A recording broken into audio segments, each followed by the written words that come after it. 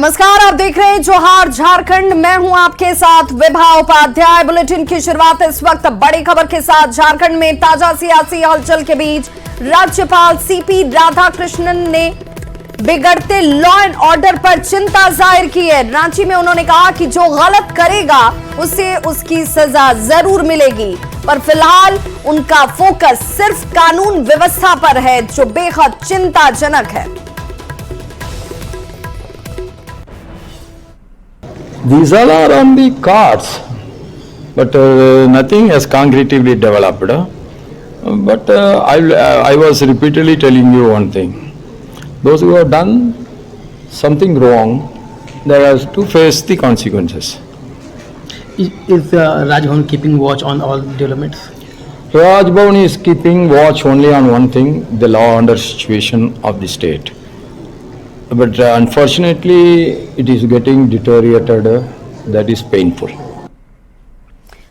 झारखंड में मची सियासी उथल पुथल के बीच राज्यपाल सीपी राधाकृष्णन रांची से चेन्नई रवाना हो चुके हैं। थोड़ी देर पहले उनका काफिला राजभवन से रांची के बिरसा मुंडा एयरपोर्ट पहुंचा, वहां से वो चेन्नई रवाना हो गए हैं। ये कहा जा रहा है कि राज्यपाल सीपी राधाकृष्णन 8 जनवरी को चेन्नई से वापस रांची लौटेंगे। इस खबर पर ज्यादा जानकारी दे रहे हैं न्यूज 18 संवाददाता अविनाश कुमार। झारखंड में सियासी हलचल के बीच राज्यपाल सीपी राधाकृष्णन रांची से चेन्नई के लिए रवाना हो रहे हैं। ये वो तस्वीर है, राजभवन की तस्वीर आपको दिखा रहे हैं। इस वक्त अंदर से राज्यपाल सीपी राधाकृष्णन का काफिला बाहर की ओर आता हुआ, और जो जानकारी मिल रही है उसके मुताबिक यहाँ से वो रांची एयरपोर्ट जाएंगे और वहां से वो चेन्नई जा रहे हैं। मतलब साफ है कि जो इस वक्त पूरे दिन भर जिसको लेकर चर्चा होती रही, और कल जिस तरह से सत्ताधारी दल के विधायकों की बैठक सीएम हेमंत सोरेन के आवास पर होने वाली है, और ये कहा जा रहा है कि बहुत महत्वपूर्ण है ये बैठक आने वाले भविष्य को लेकर, राजनीतिक भविष्य को लेकर, झारखंड के भविष्य को लेकर। तो ये इन सारी चीजों के बीच जब निगाहें सबके राजभवन की ओर टिकी हुई थी, और ये कहा जा रहा था कि क्या कभी भी सत्ताधारी दल के लोग राजभवन भी पहुंच सकते हैं, तो अब ये जो तस्वीर आपको दिखा रहे हैं, यहां से राजभवन से राज्यपाल सीपी राधाकृष्णन यहां से रवाना हो रहे हैं, और जो जानकारी है वो चेन्नई के लिए रवाना हो रहे हैं। देखिए वो पिछली सीट पर बैठे हैं, और यहां से वो चेन्नई के लिए रवाना होते हुए यहाँ से वो एयरपोर्ट जाएंगे, रांची एयरपोर्ट जाएंगे, और वहां से फिर चेन्नई जाना है। और जो जानकारी आ रही है उसके मुताबिक ये भी आपको बता दें कि हमारे जो सूत्र है उसके मुताबिक वो 8 जनवरी को वापस रांची लौटेंगे। मतलब ये साफ है कि अभी थोड़ा वक्त लगेगा। अगर इस बीच झारखंड में कुछ और अपडेट होते हैं तो राजभवन की ओर सबकी निगाहें तो होंगी, लेकिन राज्यपाल सीपी राधाकृष्णन उस दौरान राजभवन में नहीं होंगे। कैमरा पर्सन संजीव के साथ अविनाश कुमार, न्यूज 18 रांची। रांची के सीएमओ के दूत सूरज कुमार ने ईडी अफसरों को सीलबंद लिफाफा सौंपा। यह समझा जा रहा है कि इस लिफाफे को ईडी के 7वें सम्मन के जवाब में भेजा गया है। सूत्रों के मुताबिक सीएम ने पत्र में केंद्रीय जांच एजेंसी ईडी पर कई गंभीर आरोप लगाए हैं। उन्होंने लिखा है कि ईडी उनका मीडिया ट्रायल करवा रही है। उन्हें लगातार 7 सम्मन भेजना कहीं से भी उचित नहीं है, जबकि वो ईडी के सारे सवाल के जवाब दे चुके हैं। ऐसे में नया सम्मन भेजने का कोई मतलब ही नहीं है। सीएमओ की ओर से भेजे गए ताजा जवाबी खत के बाद अब सबकी निगाहें ईडी की ओर से लिए जाने वाले अगले एक्शन पर जाकर टिक गई हैं। क्या है सूरज जी, क्या लेके आए थे? लेटर। क्या चीज था? क्या लेटर था? अब कैसे बंद था ओकरा में का बता? कौन दिया था? ऑफिस में मिला था। हाँ? कौन से ऑफिस? सीएमओ से। क्या कुछ पता है लेटर का? तो ईडी के संभावित एक्शन से बचने के लिए सीएम हेमंत सोरेन नई रणनीति बनाने में जुटे हुए हैं। चर्चा है कि विपरीत हालात में मुख्यमंत्री हेमंत सोरेन पत्नी कल्पना सोरेन को गद्दी थमा सकते हैं। उनके लिए गांडे सीट भी खाली करा दी गई है। अब सब कुछ कल की बैठक में तय होगा।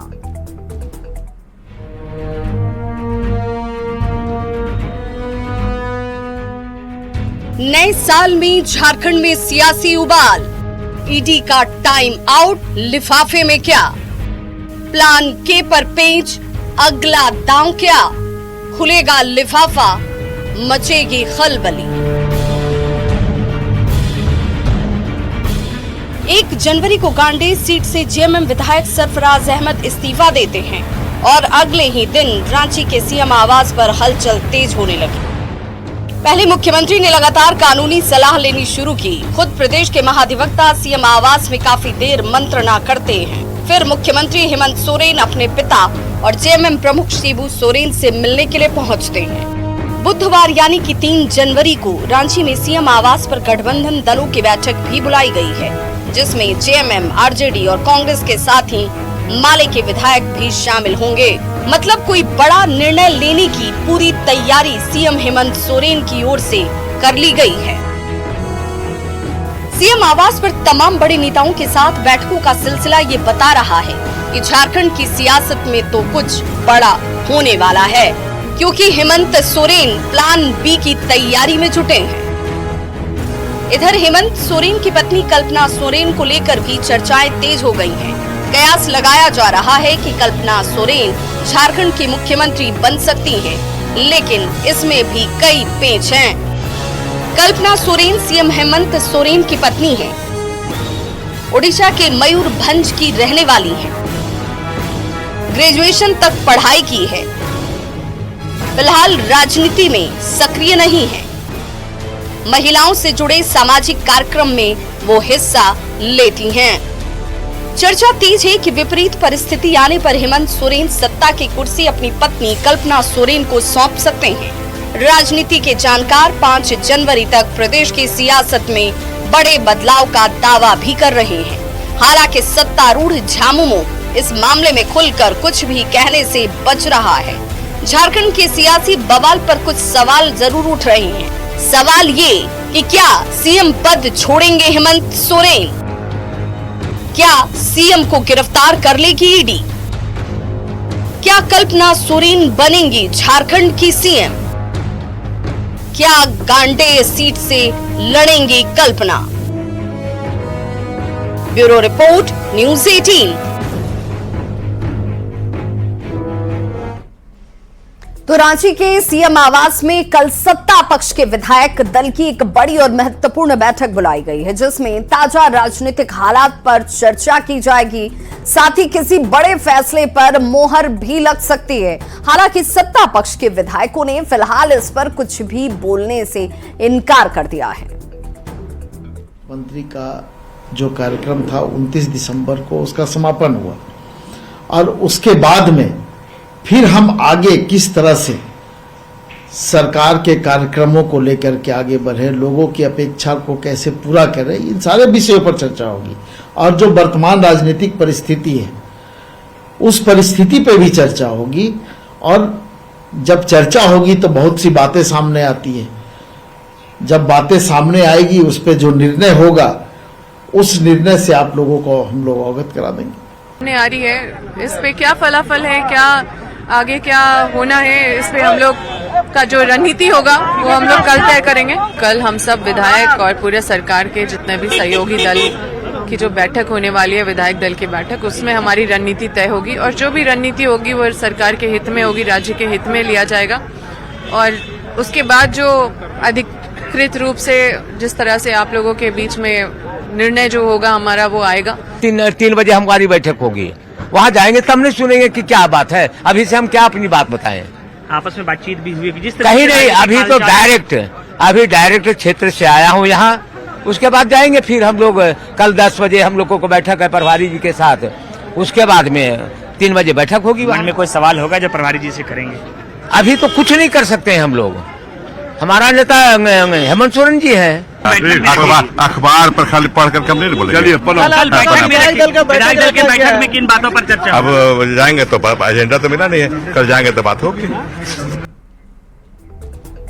झारखंड में सियासी हलचल के बीच पिता शिबू सोरेन से मुख्यमंत्री हेमंत सोरेन ने मुलाकात की। दोनों के बीच करीब 20 मिनट तक बातचीत हुई है। इससे पहले मुख्यमंत्री ने महाधिवक्ता से ताजा हालात पर कानूनी सलाह ली। कल मुख्यमंत्री आवास में विधायक दल की बैठक बुलाई गई है, जिसमें जेएमएम, कांग्रेस और आरजेडी के विधायक शामिल होने वाले हैं और यह समझा जा रहा है कि कल की बैठक में कुछ बड़ा हो सकता है। इससे पहले 1 जनवरी को गांडे के जेएमएम विधायक सरफराज अहमद ने इस्तीफा दे दिया था। अब गांडे सीट खाली हो चुकी है। इस सीट पर मुख्यमंत्री हेमंत सोरेन की पत्नी कल्पना सोरेन के चुनाव लड़ने की चर्चा इस वक्त सबसे ज्यादा तेजी से चल रही है।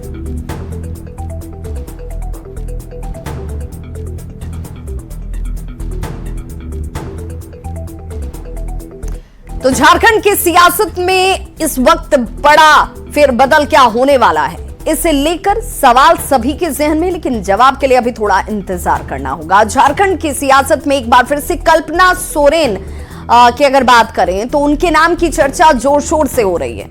ईडी के 7वें सम्मन की समय सीमा के गुजरने और संभावित कार्रवाई को देखते हुए कल्पना सोरेन को झारखंड का मुख्यमंत्री बनाने की चर्चा जोरों पर है। कल्पना सोरेन झारखंड के मुख्यमंत्री हेमंत सोरेन की पत्नी हैं। 7 फरवरी 2006 में उनकी शादी हेमंत सोरेन से हुई थी। मूल रूप से ओडिशा के मयूरभंज की रहने वाली कल्पना सोरेन का जन्म साल 1967 में रांची में हुआ था। उन्होंने ग्रेजुएशन तक पढ़ाई की। उनके ससुर और पति जरूर राजनीति में सक्रिय हैं, पर अब तक वो सियासत में पूरी तरह से सक्रिय नजर नहीं आई हैं। हालांकि महिलाओं से जुड़े हुए सामाजिक कार्यक्रम की बात करें तो वो उसमें जरूर हिस्सा लेती दिखती हैं। कई मौकों पर उन्हें मुख्यमंत्री जो उनके पति हैं हेमंत सोरेन, उनके साथ खड़े उनका सहयोग करते देखा गया है और ऐसे में उन्हें भविष्य का मुख्यमंत्री बताया जा रहा है। और ऐसे में ये अपने आप में बहुत खास हो जाता है। झारखंड में सियासी जो उथल पुथल इस वक्त नजर आती है, कल की बैठक में क्या फैसला होता है। झारखंड के कांग्रेस प्रभारी गुलाम अहमद मीर ने कहा है कि जहां विपक्ष की सरकार बनती है उसे हिलाने के लिए बीजेपी जानबूझकर ईडी को लगा देती है, पर झारखंड के लोग बेहद बहादुर हैं और वो ताजा सियासी हालात का डटकर मुकाबला करेंगे। ईडी वहीं जा रहा है जहां चुनाव होने वाला, जहां अगले साइड कोई ताकतवर आदमी, जनता का पॉपुलर आदमी, उन्हीं को टारगेट कर रहे हैं। तो कई सारे केसेस में ये ईडी भेजने के बाद जिन लोगों ने रंग बदल दिया प्रेशर में, और वो दूसरे दिन उप मुख्यमंत्री भी हुए। झारखंड के राजनीतिक लोग, खासकर जेएमएम और कांग्रेस के लोग बहादुर लोग हैं और ये इन चुनौतियों को फेस करेंगे और पीछे नहीं हटेंगे। जनता उनके साथ में, उन्होंने जनता के लिए काम किया है। ये कोशिशें नाकाम होंगी। कांग्रेस नेता फुरकान अंसारी ने कहा है कि गोड्डा लोकसभा सीट पर उनका दावा बनता है और वो इसके लिए कांग्रेस आला कमान से बात भी करने वाले हैं।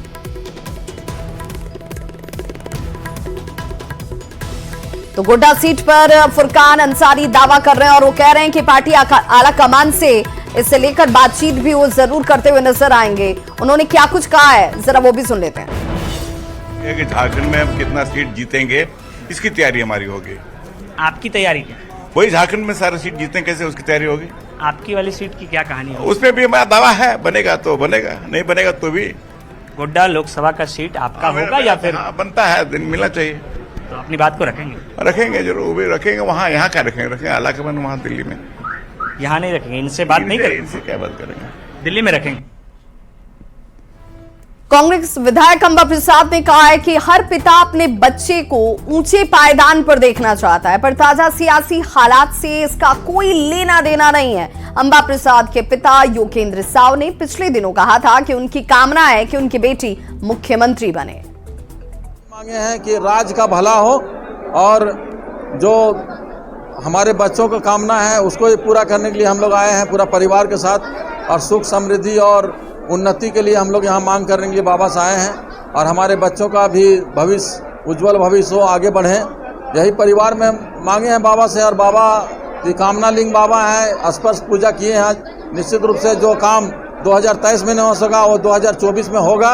हमारी बेटी मुख्यमंत्री बने और राज्य में जो है सो सुख समृद्धि और हमारा पार्टी मजबूत हो, यही हम चाहते हैं कि हमारा कांग्रेस पार्टी मजबूत हो और यही कामना करने आए हैं। वो पिता का बेटी के प्रति प्यार है, कोई भी पिता चाहेगा, और पिता बेटी का प्यार एक अलग ही प्रेम होता है, और हर पिता चाहता है कि उनकी बेटी सबसे ऊंचे शिखर में हो, वो उनका प्रेम है।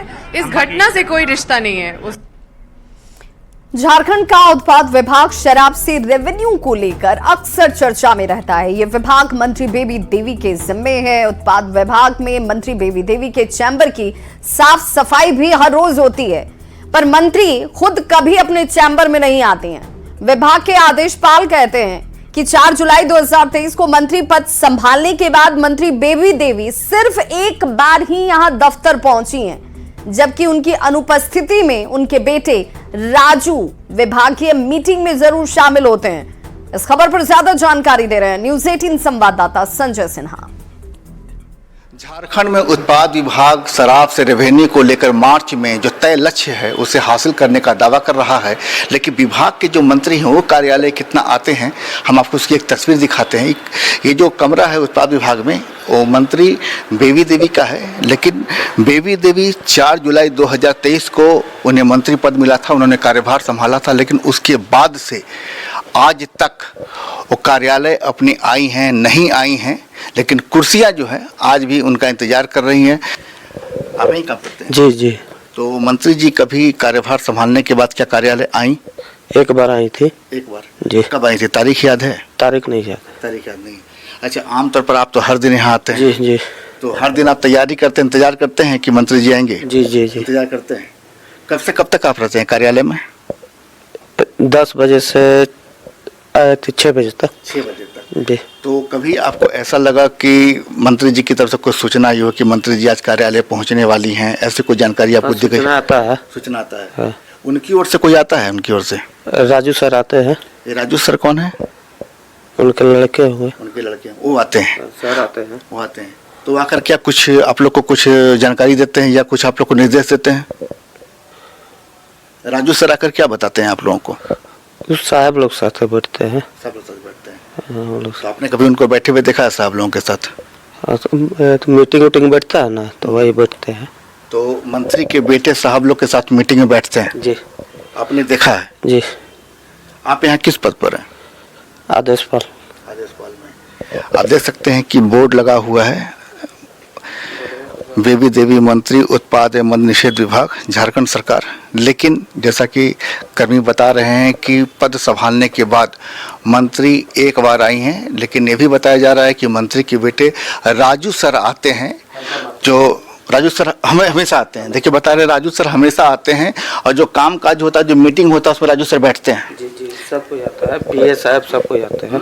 पीए साहब सबको आता है। सबको आते हैं। राजू सर बैठते हैं? जी, हरदम आते हैं। हरदम आते हैं। तो खुद आप सुन रहे हैं कि जो विभाग के कर्मी बता रहे हैं कि राजू सर यानी जो मंत्री के बेटे आते हैं, जो कामकाज होता है, मीटिंग होती है उसमें बैठते हैं, भाग लेते हैं। अब आप समझ सकते हैं कि राज्य का उत्पाद विभाग किस तरह चल रहा है, किन निर्देशों पर चल रहा है।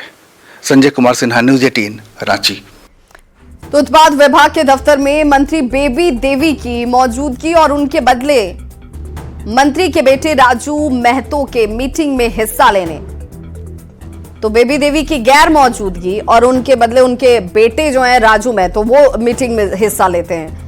इस खबर पर बीजेपी ने अपनी कड़ी प्रतिक्रिया जरूर दी। बीजेपी प्रवक्ता प्रदीप सिन्हा ने कहा कि विभाग के आदेशपाल की बातों से साफ हो जाता है कि किस तरह से मंत्री और उनके बेटे विभाग को चला रहे हैं और अधिकारियों को निर्देश उनकी तरफ से दिया जा रहा है। उन्होंने राज्यपाल से इस मामले में अविलंब कार्रवाई करने की मांग की।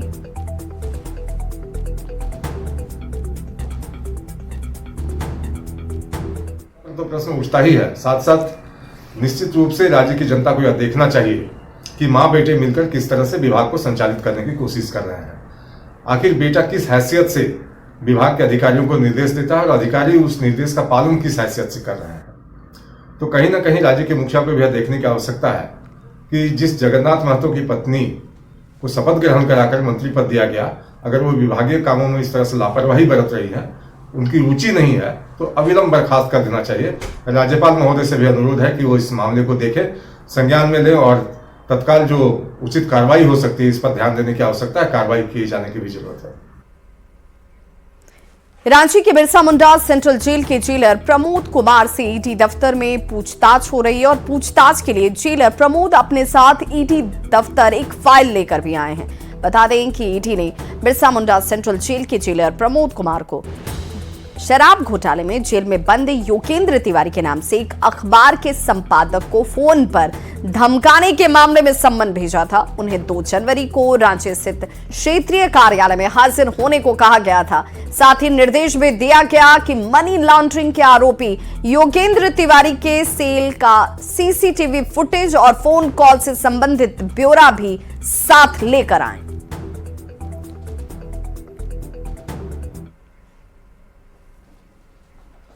और बड़ी खबर इस वक्त दुमका से आ रही है, जहां पर लॉज से युवती के शव को बरामद किया गया है। बांधपाड़ा के लॉज में ये युवती का शव मिला है, जिसमें मृतक का नाम कुमुदनी हांसदा बताया गया है। काठी कुंड के चंद्रपुरा की रहने वाली कुमुदनी का शव बरामद किया गया है। बॉयफ्रेंड पर हत्या करने का आरोप लग रहा है। बॉयफ्रेंड और युवती अलग अलग समुदाय के बताए जा रहे हैं। काठी कुंड के चंद्रपुरा की रहने वाली कुमुदनी के शव के बरामद होने के बाद अब जो शक है, जो आरोप है, वो बॉयफ्रेंड पर लग रहा है हत्या करने का। तो इस बुलेटिन में बस इतना ही, लेकिन न्यूज़ 18 बिहार झारखंड पर खबरों का सिलसिला लगातार जारी है।